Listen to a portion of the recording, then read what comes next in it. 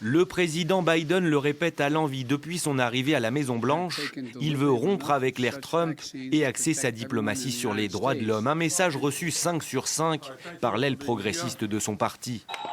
Une aile gauche démocrate qui se dit scandalisée par le sort réservé aux Palestiniens en Israël et dans les territoires.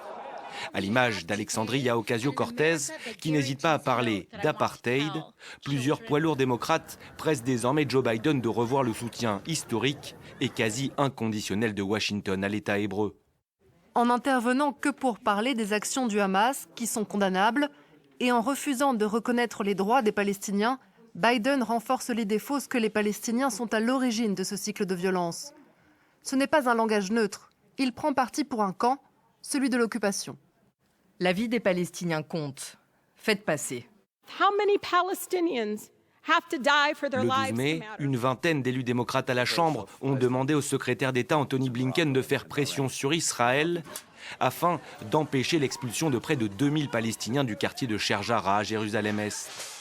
Pour Joe Biden, favorable à une solution à 2 États, c'est donc un jeu d'équilibriste entre l'aile gauche et celle plus centriste de son parti, le tout en évitant d'ouvrir un nouveau front avec le camp républicain résolument pro-israélien. Cette aile gauche au sein du Parti démocrate est aujourd'hui représentée par des jeunes, par des femmes, par des personnes issues de l'immigration de couleur qui ont participé massivement à la défaite de Donald Trump. Et puis il y a les élections partielles au niveau législatif. Donc il faut aussi pour Joe Biden, il lui faut une majorité. Il a besoin donc de ne pas froisser cette aile progressiste-là. Envoi d'un émissaire dans la région, blocage à l'ONU de toute déclaration commune appelant à la fin des violences, Joe Biden joue la carte de la prudence et n'a pour l'heure présenté aucune feuille de route pour sortir du conflit.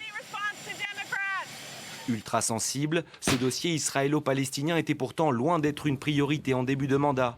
Mais Joe Biden le sait, l'escalade meurtrière entre Israël et le Hamas l'a imposé à son agenda.